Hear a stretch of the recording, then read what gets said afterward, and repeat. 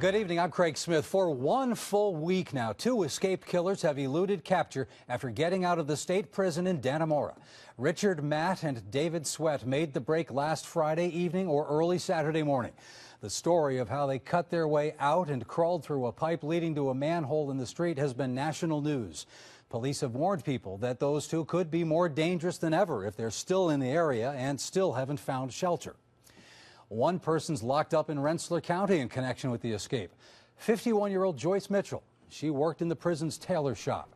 She's accused of bringing some kind of contraband into the prison. That's a felony charge. She was arraigned yesterday in Clinton County. Hundreds of officers are involved in this manhunt, and now it's forced Dannemora into a change of plans in the interest of safety. There's Lynn Falsetti. She's there now with that story. Hi, Lynn. Hey, good evening, Craig. In fact, we've seen helicopters searching this area. We even just saw one just about a few seconds ago. They've been traveling west up the Saranac River. Right now we are in Katyville, and this is one of the many road checks, the roadblocks that is put in place right now. These have been put in place for the past week since news of this escape broke. They are checking every vehicle that comes in and out of this area. Now, this town of Katyville is very quiet here this evening, but that wasn't the original plan. This is an annual event that's supposed to take place here called a field day, where the town really celebrates its heritage, comes together. There's even a parade here, but unfortunately that had to be canceled this year for the first time ever because of how dangerously close this area is to where they are searching. Search crews were out again for day 8, scouring through rough terrain in the same 5-square-mile wooded area. This area right here where thousands would have gathered for the Katyville field day. Definitely a lot of disappointment, but I think everybody understands that for the sake of the public safety, this is the only decision that could be made. This is the fire department's only fundraiser of the entire year. They would have raised thousands to pay for vital life-saving equipment.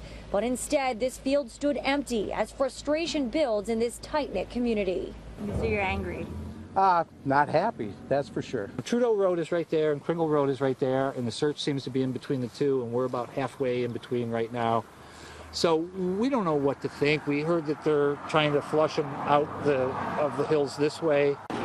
Meanwhile, as the search continues, Joyce Mitchell, the prison employee, now facing multiple charges for allegedly providing contraband to Matt and Sweat, aiding in their escape, has been moved from Clinton County to the Capital Region, now being held at the Rensselaer County Jail. But here in the North Country, residents on edge protecting their families until both men are back behind bars. We realize these guys are dangerous, and we're going to protect each other and our families, and without any hesitation. And Craig, this is a live look here at the road check, and you can see state troopers here. They're looking through everything. They're leaving no stone unturned until both men are in police custody. They do believe that they are not far from this area here. And they think that they could be in a wooded area about 3 miles from the prison that they escaped from. However, they are having some difficulty locating them because it is such rough terrain right now. They do think that because they could still be in this area, that they need to have these road checks put in place, and they continue to have them put in place until they are certain that they are no longer here. However, we will stay here live. We will stay here throughout the night and continue to bring you updates as this story develops. For now, though, we are live in Katyville. In Falsetti, CBS 6 News. For more of our coverage on this ongoing situation, you can visit our website, cbs6albany.com. We'll have news crews monitoring what's going on there. We'll have any updates for you as they come in our newsroom. We'll have them on air and also on Twitter and our Facebook page. So check us out there as well.